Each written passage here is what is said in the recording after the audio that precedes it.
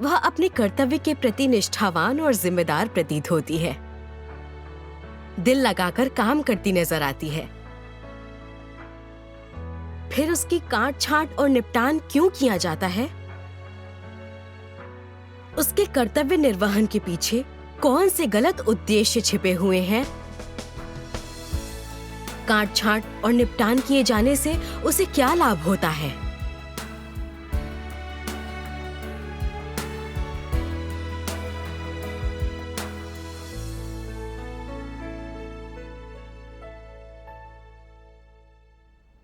दो 2020 के अंत में मैंने कलीसिया में नवागतों के सिंचन की जिम्मेदारी ली।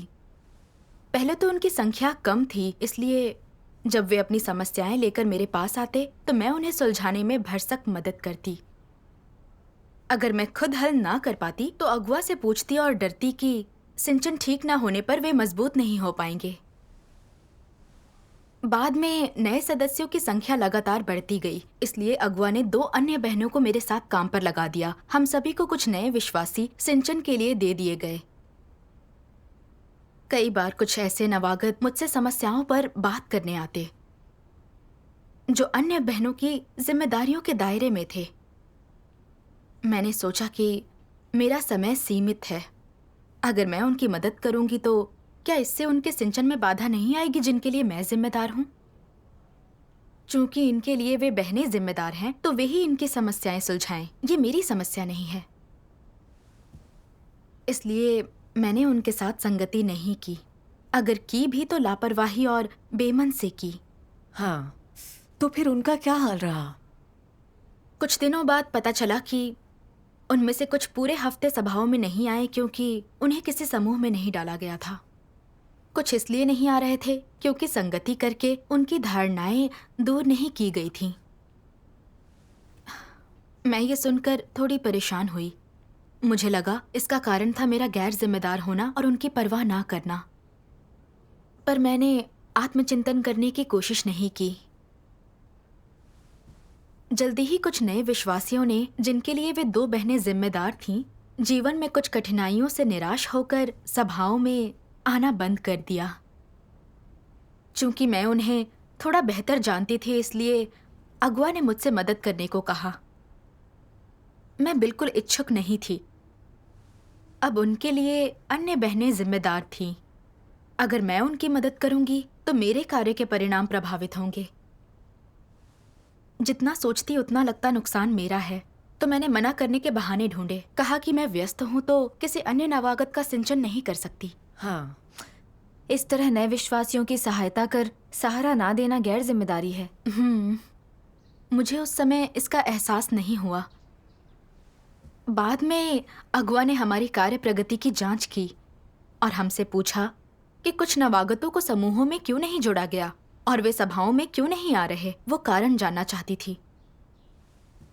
मैंने आत्मविश्वास से कहा, मैंने इस बारे में अन्य बहनों से बात की है, पर उन्होंने इसे नहीं संभाला।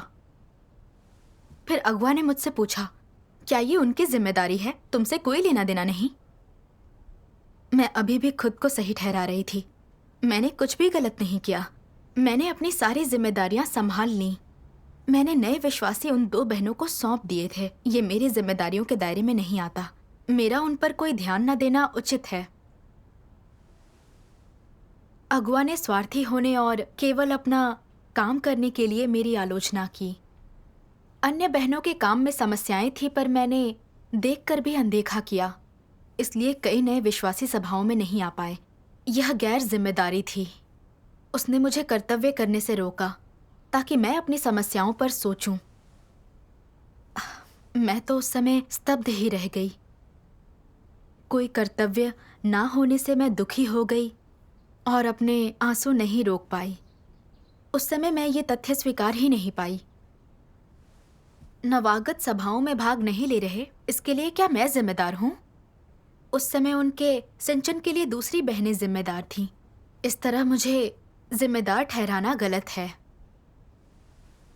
आप सही गलत की चिंता में बहुत दुखी महसूस कर रही थीं, पर जब अगुआ गैर जिम्मेदार और स्वार्थी होने के लिए आलोचना करे तो हमें अपनी भ्रष्टता के बारे में सोचना और सीखना चाहिए। हाँ, तुमने सही कहा। बाद में लगा कि परमेश्वर की इच्छा से ही मेरे साथ ऐसा हुआ है। मैंने बस चुपचाप परमेश्वर को पुकारा, उससे स्थिति के प्रति समर्पित होने और दोष न देने में मदद मांगी। कुछ दिनों तक मैं बहुत दुखी रही, मानो मेरे दिल में किसी ने चाकू घोंप दिया हो। मैं प्रार्थना कर परमेश्वर को पुकारती रही, आत्मचिंतन करती रही। अपनी खोज में मैंने परमेश्वर के वचनों का ये अंश पढ़ा।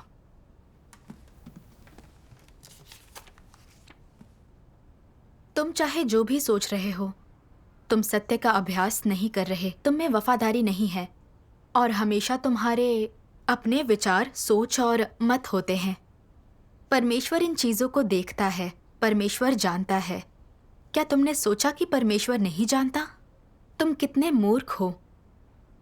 यदि तुम पश्चाताप नहीं करते तो तुम परमेश्वर का कार्य खो दोगे। तुम उसे क्यों खो दोगे? क्योंकि परमेश्वर लोगों के अंतरतम अस्तित्व को जांचता है। वो पूरी स्पष्टता के साथ उनकी सभी साजिशें और चालबाजियां देखता है। वह जानता है कि वे उसके साथ एकचित्त बिल्कुल नहीं हैं। किन बातों से वे परमेश्वर से दूर हो जाते हैं? उनके विचार, उनके हित और अभिमान और उनकी तुच्छ साजिशें। जब ये चीजें लोगों को परमेश्वर से दूर करती हैं और उनके मन पर काबू कर लेती हैं, तो ये समस्या है। अगर तुम्हारी क्षमता खराब और अनुभव थोड़ा है, लेकिन तुम सत्य का अनुसरण करने के लिए तैयार हो, परमेश्वर से एकचित्त होकर क्षुद्र चालों में पड़े बिना उसे अपना सब कुछ सौंप दोगे, तो परमेश्वर इसे देखेगा। परमेश्वर और खुद के बीच दीवार रखोगे, क्षुद्र विचार रखोगे, सिर्फ अपने हितों और गर्व के लिए जियोगे, अपने दिल में हमेशा इनकी गणना करते रहते हो, उनके काबू में हो, तो परमेश्वर तुमसे प्रसन्न नहीं होगा और वह तुम्हें प्रबुद्ध, रोशन या स्वीकार नहीं करेगा और तुम्हारा हृदय अंधकारमय हो जाएगा।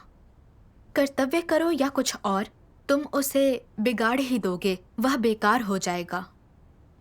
ऐसा इसलिए है क्योंकि तुम बहुत स्वार्थी और नीच हो, हमेशा अपने लिए षड्यंत्र रचते हो, परमेश्वर के प्रति ईमानदार नहीं रहते, उसे धोखा देने का प्रयास करते हो और न केवल सत्य नहीं स्वीकारते बल्कि अपना कर्तव्य निभाने में अस्थिर भी हो, जो वास्तव में परमेश्वर के लिए खपना नहीं है। जब तुम कर्तव्य में अपना दिल नहीं लगाते, केवल दिखावे के प्रयास करते हो, इसे अधिक लाभ प्राप्त करने, हैसियत और प्रतिष्ठा कमाने का अवसर बनाते हो और अपना निपटान किए जाने पर उसे स्वीकार और आज्ञा पालन नहीं करते, तो तुम परमेश्वर के स्वभाव को ठेस पहुंचाओगे। परमेश्वर मनुष्य के अंतरतम को देखता है। पश्चाताप ना करने पर तुम खतरे में होगे और परमेश्वर द्वारा निकाले जाओगे। ऐसे में तुम परमेश्वर की स्वीकृति प्राप्त करने का अवसर खो दोगे। आमीन। आमीन।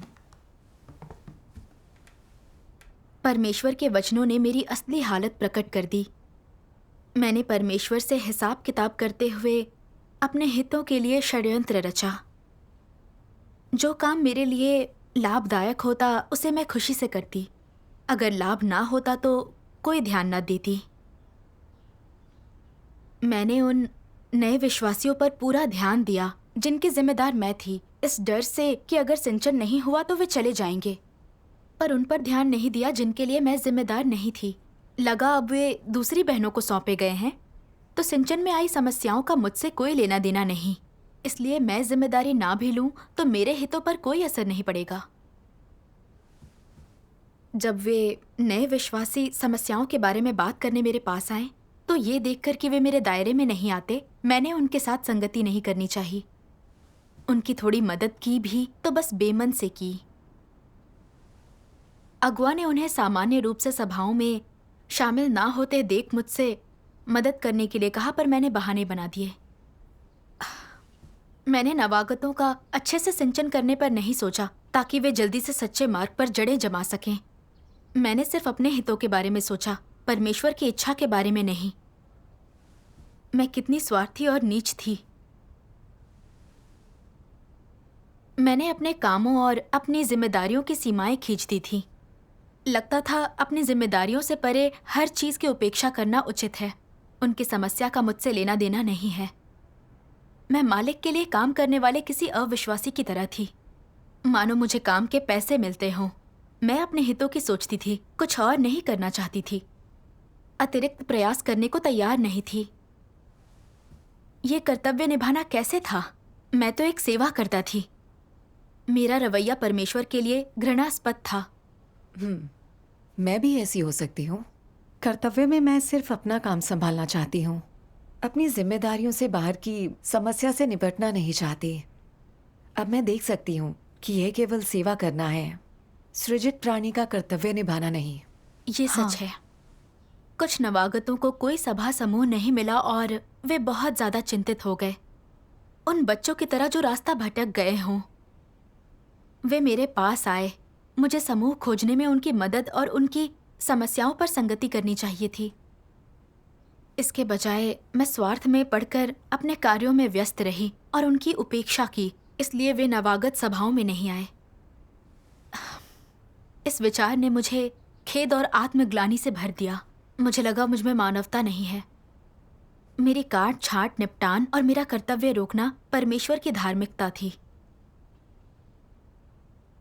बाद में मैंने गवाही का एक वीडियो देखा जिसमें उद्धृत परमेश्वर के वचनों के एक अंश से मुझे खुद को समझने में मदद मिली।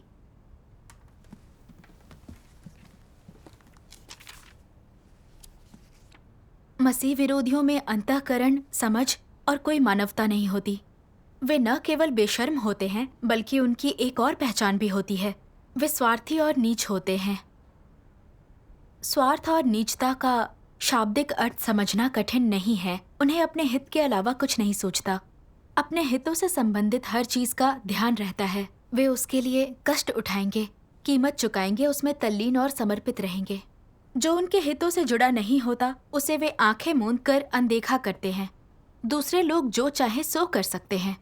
किसी के विभाजनकारी या विघटनकारी होने से उन्हें कोई फर्क नहीं पड़ता। युक्तिपूर्वक कहें तो वे अपने काम से काम रखते हैं। पर यह कहना सही है कि इस तरह का व्यक्ति नीच, घिनौना और निकम्मा होता है। हम उन्हें स्वार्थी और नीच कह सकते हैं।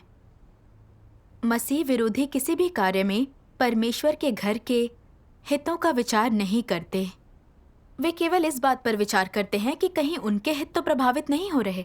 वे केवल उस काम के बारे में सोचते हैं जिससे उन्हें फायदा होता है।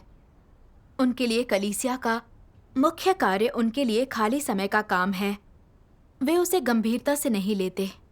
वे केवल उथले प्रयास करते हैं, केवल अपनी पसंद अनुसार और अपनी स्थिति और सत्ता बनाए रखने के लिए काम करते हैं। परमेश्वर के घर द्वारा व्यवस्थित कार्य को, सुसमाचार प्रचार और परमेश्वर के चुने हुए लोगों के जीवन प्रवेश को वे महत्वपूर्ण नहीं समझते। अन्य लोगों को काम में जो भी कठिनाइयां हों, वे जिन भी मुद्दों की पहचान कर रिपोर्ट करें, उनके शब्द कितने ईमानदार हैं, मसीह विरोधी इन बातों पर ध्यान नहीं देते, मानो ये उनके लिए बेकार हों। वे कलीसियाई मामलों से उदासीन रहते हैं, चाहे वे कितने भी गंभीर हों। अगर समस्या उनके ठीक सामने भी हो तब भी वे उस पर लापरवाही से ही ध्यान देते हैं। जब उच्च सीधे उनसे निपटता है, समस्या सुलझाने का आदेश देता है, तभी वे बेमन से थोड़ा बहुत काम करके ऊपर वाले को दिखाते हैं। उसके तुरंत बाद वे फिर अपने धंधे में लग जाते हैं। कलीसिया के काम और व्यापक संदर्भ के प्रति वे उदासीन और बेखबर बने रहते हैं। जिन समस्याओं का उन्हें पता लग जाता है, उनके बारे में पूछने पर लापरवाही से जवाब देते या बातों को टालकर बेमन से जवाब देते हैं। यह स्वार्थ और नीचता का प्रकटीकरण है ना? आमीन। आमीन। वचनों का ये अंश सीधे मेरे दिल में उतर गया। मैं मसीह विरोधी की तरह थी। मैं स्वार्थी और नीच थी। हर काम में अपने हितों के बारे में सोचती थी। जब किसी नवागत का सभाओं में ना आना मेरे नतीजों पर असर डालता, तो चाहे कितनी भी कीमत चुकानी पड़े, मेहनत करनी पड़े, मुझे उनका सिंचन और समर्थन करने में खुशी होती। मैं कभी ना थकती। पर जब दूसरी बहनों की जिम्मेदारी वाले नए विश्वासियों को कोई सभा समूह नहीं मिला, तो मैं थोड़ी कोशिश कर उसे हल कर सकती थी, पर मैंने किया नहीं। मैंने पाया मुझे शैतान ने गहराई तक भ्रष्ट किया था और हर व्यक्ति अपनी सोचे बाकियों को शैतान ले जाए। हर आदमी अपने काम से काम रखे और फायदा ना हो तो उंगली भी मत उठाओ। वे शैतानी जहर थे जिनसे मैं जी रही थी। मैं स्वार्थी, नीच और बहुत मतलबी थी। नए विश्वासियों ने अभी अभी अंत के दिनों का परमेश्वर का कार्य स्वीकारा था। वे प्रलोभनों का सामना कर रहे थे। उनके लिए ना तो सभाएं थी, ना कोई सहारा देने वाला था। उन्हें शैतान कभी भी ले जा सकता था। हाँ, इसलिए नवागतों का अच्छे से सिंचन परमेश्वर के घर का महत्वपूर्ण काम है। किसी के लिए भी परमेश्वर के सामने आना आसान नहीं। हम नहीं जानते कि एक व्यक्ति को बचाने के लिए परमेश्वर कितना खपता है। ज़मीर और मानवता से युक्त व्यक्ति को ही नए लोगों को सभाओं में शामिल ना होते देख चिंता होती है। वे सोचते हैं कि एक दिल और दिमाग से उनका समर्थन कैसे किया जाए ताकि वे सत्य समझकर जितनी जल्दी हो सच्चे मार्ग पर जड़ें जमा सकें। हाँ, पर मैंने अपने हित सबसे ऊपर रखे उनके सभाओं में शामिल ना होने की परवाह नहीं की। उनकी मदद के लिए थोड़ा भी समय देने को तैयार न हुई। मैं परमेश्वर की इच्छा पर ध्यान कैसे दे रही थी। आलोचना होने पर भी मैंने खुद को नहीं जाना, ढिठाई से अपनी जिम्मेदारियों से किनारा किया। तब मुझे लगा मुझ में ज़मीर नहीं है, मैं रूखी और हृदयहीन हूं। मुझे लगता था कि मैं चतुर हूं, जो सिर्फ अपनी जिम्मेदारी का प्रबंधन करके परिणाम सुनिश्चित कर रही हूं। मुझे बर्खास्त नहीं किया जाएगा। मैं बहुत बेतुकी थी। परमेश्वर व्यक्ति के इरादे देखता है कि वे सच में उसके लिए खप रहे हैं या नहीं। कलीसिया का कार्य बनाए रख ईश इच्छा की सोच रहे हैं या नहीं।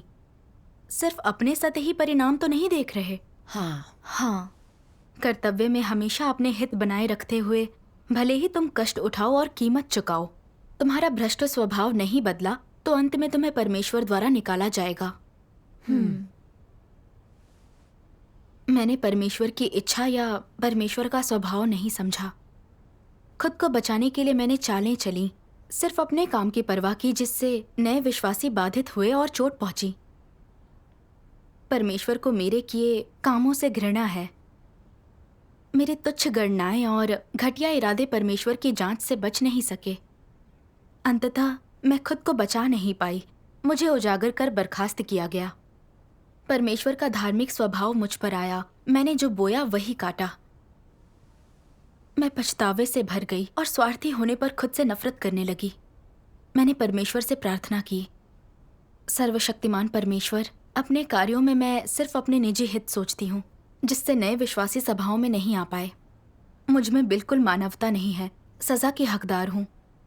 बर्खास्तगी तुम्हारी धार्मिकता और उससे भी बढ़कर तुम्हारा प्रेम था। मैं पश्चाताप कर नए विश्वासियों को सहारा देना चाहती हूँ ताकि वे जल्दी ही कलीसियाई जीवन जी सकें। आमीन। फिर मैंने सभाओं में शामिल ना हो रहे नवागतों की मदद के लिए उन दोनों बहनों के साथ काम किया। कुछ नए विश्वासियों के जीवन में कठिनाइयां आ रही थीं। हमने ईश वचनों पर संगति कर उनकी मदद की।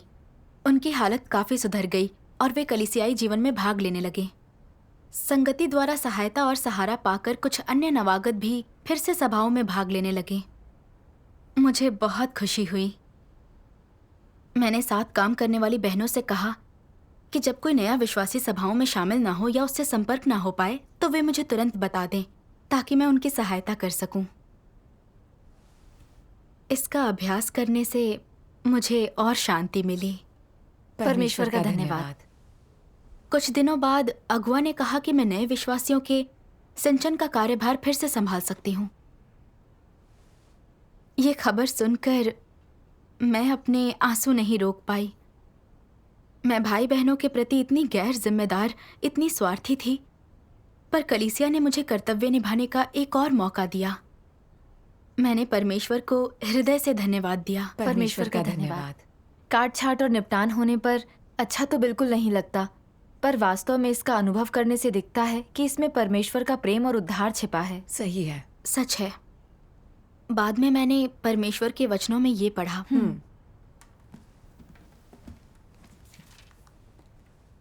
समस्या का पता चलने पर देखो कि क्या तुम उसे खुद हल कर सकते हो। अगर कर सकते हो तो उसकी जिम्मेदारी लो और अंत तक निभाओ। उसे खत्म करो, अपनी जिम्मेदारी अच्छी तरह निभाओ ताकि परमेश्वर के सामने उसका हिसाब दे सको। यही है अपना कर्तव्य निभाना, व्यावहारिकता के साथ कार्य और आचरण करना। अगर तुम समस्या हल नहीं कर सकते तो उसकी रिपोर्ट किसी अगुआ को करो और देखो कि इस कार्य के लिए कौन सही होगा। तुम्हें पहले अपनी जिम्मेदारी पूरी करनी चाहिए। ऐसा करके तुम अपना कर्तव्य निभाओगे और सही स्थिति में रहोगे। तुम किसी समस्या को हल नहीं कर पाते और उसकी रिपोर्ट किसी अगुआ को करते हो तो तुम अपनी पहली जिम्मेदारी निभा देते हो। अगर तुम्हें लगता है कि मामला वह कर्तव्य है जिसे तुम्हें निभाना चाहिए और तुम उसे निभा सकते हो, तो तुम्हें भाई बहनों की मदद लेनी चाहिए। सिद्धांतों पर संगति कर उसका समाधान करो, फिर उसे पूरा करने के लिए सामंजस्य से सहयोग करो। ये तुम्हारी दूसरी जिम्मेदारी है। अगर तुम ये दोनों जिम्मेदारियां निभा पाते हो तो तुम एक सृजित प्राणी के रूप में संतोषजनक हो और तुम अपना कर्तव्य अच्छे से निभाओगे। मनुष्य का कर्तव्य इन दो चीजों से ज्यादा कुछ नहीं है।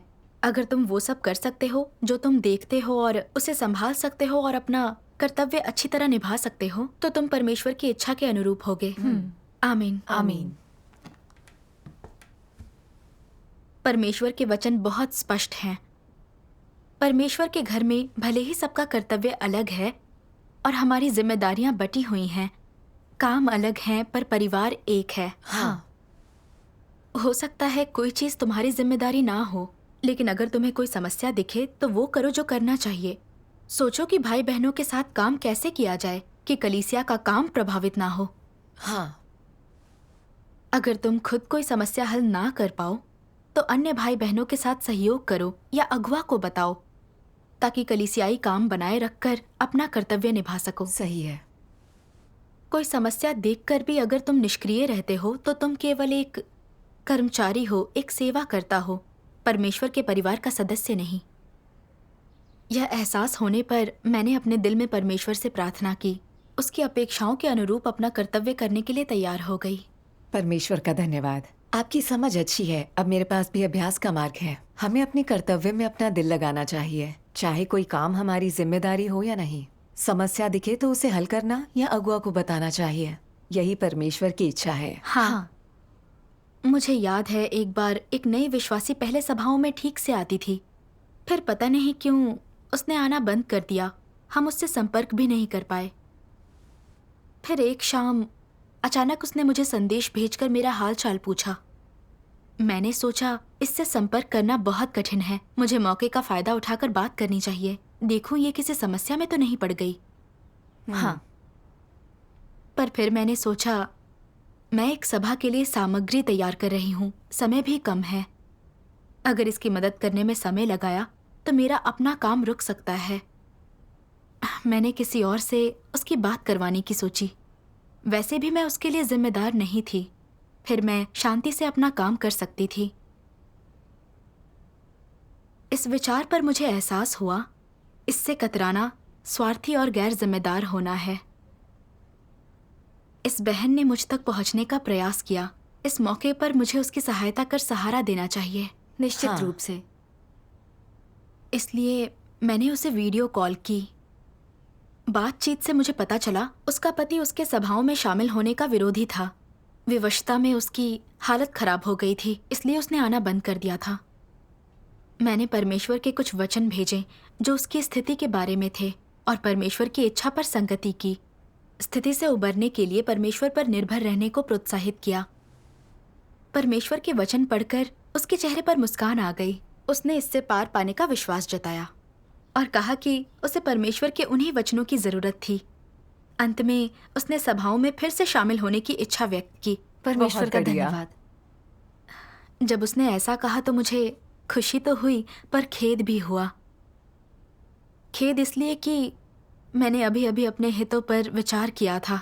मैंने अपनी जिम्मेदारी से कतरा कर उसकी उपेक्षा कर ही दी थी। खुशी इसलिए कि मैंने उसके साथ परमेश्वर के वचन साझा करके वह किया जो कि मुझे करना चाहिए था। ये परमेश्वर के वचन ही थे जिन्होंने उस बहन को आत्मविश्वास दिया, उसे अपने पति की बाध्यता से मुक्त होने के लिए अभ्यास का मार्ग दिया। सही है। आखिर में सत्य को अमल में लाई। मुझे आंतरिक शांति का अनुभव हुआ। परमेश्वर का धन्यवाद। इसके बाद इसी तरह की स्थितियां आने पर मेरा रवैया बहुत बेहतर रहा। लाभ हानि की गणना बंद कर दी। जब तक संभव हुआ मैं भरसक प्रयास करती रही। धीरे धीरे ज्यादा से ज्यादा नए विश्वासी सामान्य रूप से सभाओं में भाग लेने लगे। बहुत बढ़िया। अपनी काट छाट से आपने वाकई कुछ हासिल किया और प्रगति की। ये जीवन में बहुत मददगार रहा। हाँ, काश काट छांट का ऐसा अनुभव मुझे भी हो, पर मेरा आध्यात्मिक कद छोटा है, मुझसे इस तरह निपटा नहीं गया। निपटा जाना हमारे लिए जीवन में प्रवेश का एक अच्छा मौका है। निपटे जाने और परमेश्वर के वचन खाने पीने की बदौलत ही मैंने अपने बारे में कुछ सीखा और अपनी जिम्मेदारियां पूरी करने लगी। परमेश्वर का धन्यवाद। परमेश्वर का धन्यवाद।